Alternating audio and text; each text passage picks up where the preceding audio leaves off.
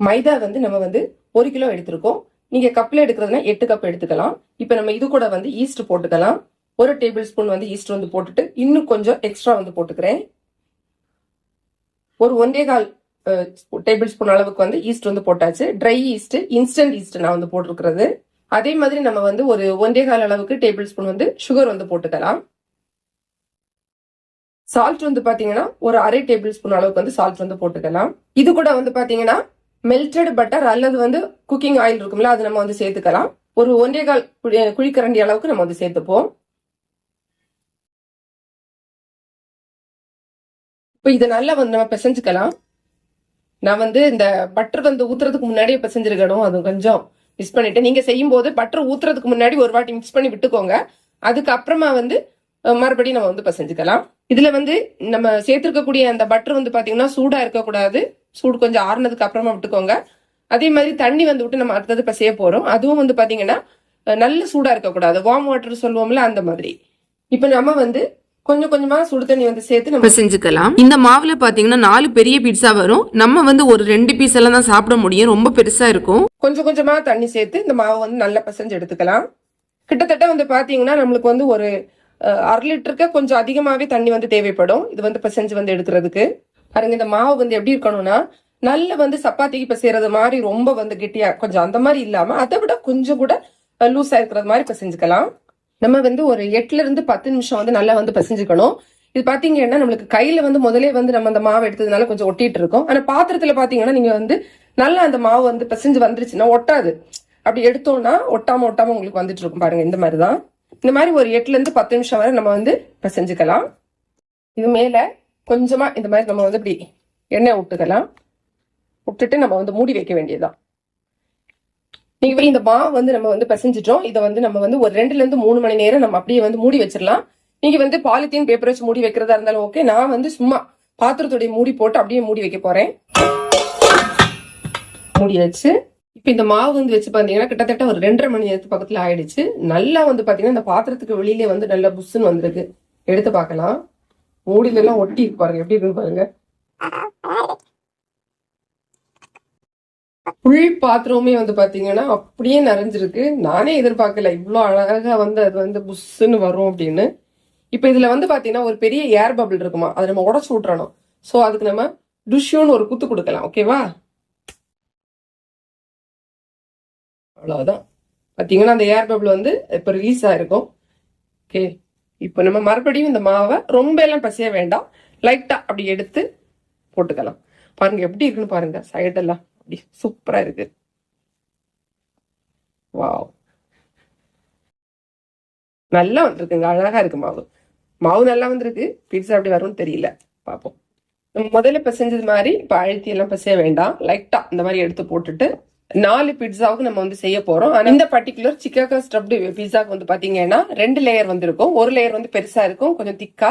இன்னொன்னு கொஞ்சம் தின்னா இருக்கும். அதனால நம்ம வந்து 8 பால் வந்து எடுத்துக்கலாம். 4 பெருசா, 4 சின்னதா. இப்ப நான் வந்து சும்மா அடையாளத்துக்கு வேண்டி இந்த மாதிரி பிரிச்சு பிரிச்சு வச்சிருக்கேன். இப்ப எனக்கு எடுக்கிறதுக்கு வசதியா இருக்கும் அப்படின்னு இப்போ ஒவ்வொரு உருண்டையும் நான் வந்து எடுத்துக்கிறேன்.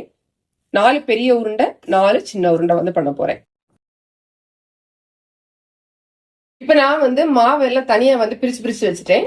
4 பெரிய உருண்டை வந்து வச்சிருக்கேன். 4 வந்து பாத்தீங்கன்னா சின்ன உருண்டை. இந்த 4 பெரிய உருண்டை வந்து பாத்தீங்கன்னா அந்த பேஸ்ல வந்து வைக்கிறதுக்கான ஷீட் வந்து இது வந்து பாத்தீங்கன்னா அதுக்கு மேல வைப்போம்ல, அதுக்காக வந்து கொஞ்சம் சின்னதா வந்து வச்சிருக்கேன். இதை இப்படியே நம்ம வந்து ஒரு 5 நிமிஷம் அந்த மாதிரி அப்படியே இருக்கட்டும். 5 நிமிஷம் அல்லது 10 நிமிஷம் அப்படியே வச்சுட்டு அதுக்கப்புறமா செய்யலாம்.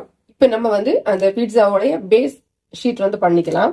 ஸோ அதுக்கு ஃபர்ஸ்ட் கொஞ்சம் மாவு வந்து போட்டுக்கலாம். போட்டுட்டு ஒரு பால் மட்டும் அந்த இதுல இருந்து எடுத்திருக்கேன். எடுத்து கையில வச்சு லைட்டா இந்த மாதிரி பண்ணிக்கலாம். கொஞ்சம் ஒட்டாம இருக்கிறதுக்கு நான் லைட்டா மேலே வந்து மாவு போட்டுறேன். இப்ப இதுல வந்து நம்ம சப்பாத்தி எல்லாம் ஸ்ப்ரெட் பண்றது மாதிரி அந்த மாதிரி பண்ணாம சும்மா கை வச்சே இப்படி இப்படி லைட்டா கொடுத்து நம்ம பண்ணிக்கலாம். இப்ப நம்ம வந்து திருப்பி போட்டு அந்த பக்கம் பண்ணலாம். கொஞ்சம் நம்ம வந்து ஃபுல்லாவே மாவு போடுவோம் ஒட்டாம இருக்கிறதுக்கு. லைட்டா அந்த நம்ம இந்த ஃபிங்கர் வச்சு இப்படி பண்ணாலே கொஞ்சம் வந்துடும். கையில எடுத்து கூட நம்ம இப்படி பண்றதுனாலும் பண்ணலாம். இந்த மாதிரி பண்ணி கொஞ்சம் கொஞ்சம் கையை வச்சு அப்படியே தரையா ரொம்ப எலாஸ்டிக் மாதிரி தான் இருக்கும். ஸோ கையில வச்சும் நம்ம வந்து லைட்டா இழுத்து அந்த மாதிரி விட்டுக்கலாம். எந்த இடத்துல திக்கா அதிகமா இருக்குன்னு பார்த்து அந்த இடத்த வந்து கொஞ்சம் கூட ஸ்ப்ரெட் பண்ணிக்கலாம். நான் வந்து சும்மா இந்த மாதிரி பிளேட்ல வச்சு பண்ணிட்டு இருக்கேன். நீங்க வந்து வேற ஏதாவது ஷீட் அந்த மாதிரி போட்டு, இல்லைன்னா உடன்ல அந்த மாதிரி ஏதாவது இருக்குன்னா கூட, பலகை ஏதாவது இருக்குன்னா கூட அது மேல வச்சு கூட பண்ணிக்கோங்க. இப்போ நம்ம வந்து இதை ஸ்ப்ரெட் பண்ணிட்டோம்.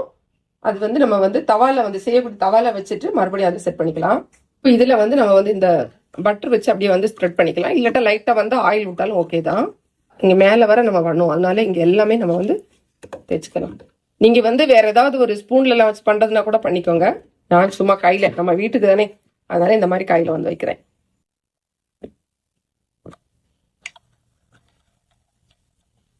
இதுல வச்சுட்டு நம்ம அட்ஜஸ்ட் பண்ணிக்கலாம். கொஞ்சம் மேல போயிட்டு வந்து ஃபர்ஸ்ட் வைக்கிற அந்த லேயர் வந்து பாத்தீங்கன்னா கொஞ்சம் வந்து இந்த மாதிரி மேல இருக்கிறது மாதிரியே இருக்கட்டும். அப்பதான் நமக்கு அது கரெக்டா வரும். இந்த மாதிரி நம்மளுக்கு வந்து இது கொஞ்சம் மேலேயே இருக்கிறது மாதிரி நம்ம வந்து வச்சுக்கலாம். இருக்கட்டும். நெக்ஸ்ட் லேயர் வந்து ரெடி பண்ணிட்டு ஸ்டஃபிங் எல்லாம் வைக்கலாம். இது வந்து பாத்தீங்கன்னா அந்த ஸ்டஃபிங் வைக்கிறதுக்கு சிக்கன். இது வந்து குக் பண்ணிட்டு அதுக்கப்புறமா வந்து பாத்தீங்கன்னா லைட்டா ஃப்ரை பண்ணி, கொஞ்சம் மசாலா எல்லாம் போட்டு ஃப்ரை பண்ணி வச்சிருக்கேன். ரொம்ப டீப் ஃப்ரை அப்படின்னு கிடையாது, லைட்டா ஃப்ரை பண்ணி வச்சிருக்கேன். இது போட்டுக்கலாம். இது வந்து கம்பல்சரி கிடையாது, ஆப்ஷனல் தான். சும்மா நான் ஒரு டேஸ்ட்டுக்காக அது வந்து போட்டிருக்கேன். அதே மாதிரி இது வந்து கேப்சிகம். இதுவுமே வந்து பாத்தீங்கன்னா ஆப்ஷனல் தான், கம்பல்சரி கிடையாது. இப்போ இதை நான் வந்து போட போறேன்.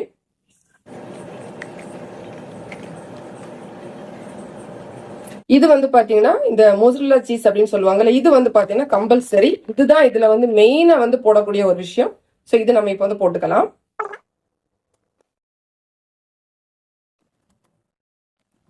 ஒரிஜினல் அந்த ரெசிபில வந்து பாத்தீங்கன்னா இது நிறைய வந்து கைப்பிடி அப்படி வாரி வாரி போடுவாங்க. சரி, நம்ம அவ்வளவு போட்ட நமக்கு சாப்பிட்டா என்ன ஆகுன்னு தெரியல, அதனால நான் ஓரளவுக்கு இதோட நிறுத்திக்கிறேன். சப்போஸ் நம்மகிட்ட வந்து பாத்தீங்கன்னா இந்த மாதிரி மொசரல்லா சீஸ் இருக்கு அப்படின்னா நம்ம வந்து அதை துருவி வந்து போட்டுக்கலாம். இப்ப அதுவும் கொஞ்சம் போட்டு காமிக்கிறேன்.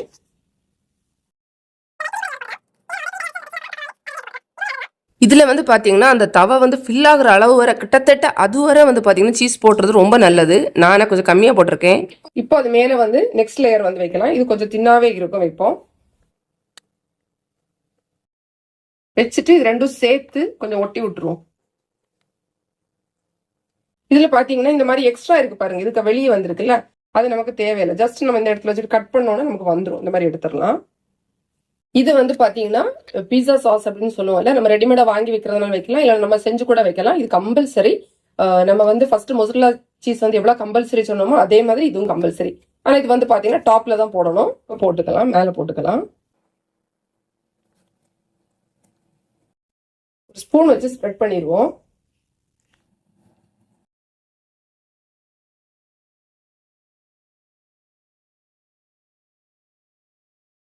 இதுல பாத்தீங்கன்னா நீங்க இந்த மாதிரி குத்தி குத்தி விட்டுக்கணும். அப்பதான் அது கரெக்டா வந்து குக் ஆகும். இது வந்து இந்த சாஸ் போடுறதுக்கு முன்னாடி நம்ம வந்து விட்டுருக்கலாம், பண்ணிருக்கலாம். நான் வந்து பண்ண மறந்துட்டேன், இப்ப பண்றேன். இப்போ நம்ம வந்து இதுல வந்து ஹோல் போட்டாச்சு. இப்போ நம்ம வந்து இந்த ஓரிகனோ லீவ்ஸ் இருக்குல்ல, இது வந்து போட்டுக்கலாம். மோஸ்ட்லி வந்து பாத்தீங்கன்னா பீஸா இது வந்து போடுவாங்க. ஸோ டாப்ல லைட்டா இது போட்டுக்கலாம். சில்லி ஃபிளேக்ஸ் போட விருப்பம் இருக்கிறவங்க போட்டுக்கலாம். நான் வந்து சில்லி ஃபிளேக்ஸ் வந்து போடல. லைட்டா அப்படி எடுத்து மேல தூக்கிக்கலாம். இன்னுமே வந்து மேல வந்து பாத்தீங்கன்னா இன்னும் கொஞ்சம் சீஸ் போட்டா நல்லா இருக்கும். லைட்டா போட்டுப்போம். கொஞ்சம் மேல இந்த மாதிரி துருவி போட்டுக்கலாம்.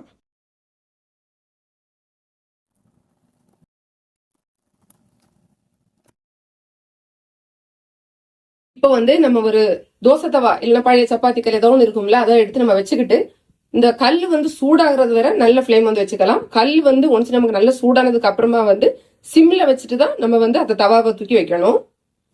இப்ப நம்ம வந்து இது வச்சுக்கலாம். தோசை கல் வந்து நல்லா சூடாயிடுச்சு, சிம்ல வச்சிருக்கேன். இப்ப இதை வந்து வச்சுட்டு இதை மூடி வைக்க வேண்டியதுதான். இப்ப நம்ம வந்து இது மூடி வச்சுட்டோம். ஒரு 25-30 நிமிஷம் அப்படியே அந்த சிம்ல இருந்தே அது வந்து சூடாகட்டும். கரிஞ்சிடக்கூடாது. நம்ம வேணா இடத்துல செக் பண்ணி பார்த்துக்கலாம். எடுத்து நல்ல ஸ்மெல் வருது. பீட்சா மாதிரிதான் இருக்கு. சூப்பரா வந்திருக்கு. மெதுவா எடுத்து பார்க்கலாம் எப்படி வருதான்னு. ஒட்டாம சூப்பரா வருது. ஏய், சூப்பர் சூப்பர் சூப்பர். வாவ், பாருங்க பீட்சா எப்படி வந்திருக்குன்னு. சூப்பரா வந்திருக்கு. டேஸ்ட் பண்ணி பார்த்தா தான் தெரியும் டேஸ்ட் எப்படி இருக்குன்னு. வைக்கலாம். இப்போ கட் பண்ணி பார்த்துருவோமா எப்படி இருக்குன்னு. கட் பண்ணி பார்ப்போம்.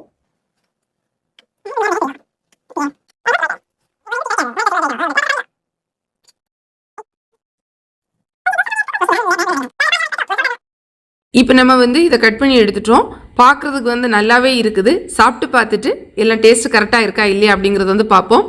இது வந்து இப்போ சாப்பிட்டு பார்த்தாச்சு, நல்லா இருக்குது. என்னென்னா சால்ட் டேஸ்ட் வந்து கொஞ்சம் உப்பு சுவை வந்து குறைவாக இருக்கிறது மாதிரி ஃபீல் ஆகுது. நம்ம கேப்சிகம் எல்லாம் வைக்கிறோம்ல, அந்த நேரத்தில் கொஞ்சமாக நம்ம எக்ஸ்ட்ரா வந்து சால்ட் வந்து தூவி இருந்தால் நல்லா இருக்குன்னு தோணுது. நீங்கள் செய்யும்போது வேணும்னா லைட்டாக அந்த மாதிரி கொஞ்சம் சால்ட் வந்து போட்டுக்கோங்க. மற்றபடி நல்லா இருக்குது. அதே மாதிரி இன்னொரு விஷயம் என்னென்னு பார்த்தீங்கன்னா, இது அந்த சீஸ் வந்து பார்த்தீங்கன்னா அதுதான் ரொம்ப ரொம்ப இம்பார்ட்டண்ட்டு. நான் வந்து போட்டது ரொம்ப குறைவு. நீங்கள் செய்யும்போது அது ஃபுல்லாக ஃபில் ஆகுறது வர நிறைய அந்த மொசரல்லா சீஸ் வந்து நிறைய வந்து போட்டுக்கோங்க. மேலேயுமே அதே மாதிரி கொஞ்சம் போடுங்க. அப்போ தான் இன்னும் நல்ல சுவையாக வந்து இருக்கும். வீடியோ பிடிச்சதுன்னா லைக் பண்ணுங்கள், உங்கள் ஃப்ரெண்ட்ஸ்க்கு வந்து ஷேர் பண்ணிக்கோங்க. மேலும் பல தகவல்களுக்கு நம்ம சேனலை மறக்காமல் சப்ஸ்கிரைப் பண்ணிக்கோங்க. தேங்க்ஸ் ஃபார் வாட்சிங். நன்றி, வணக்கம்.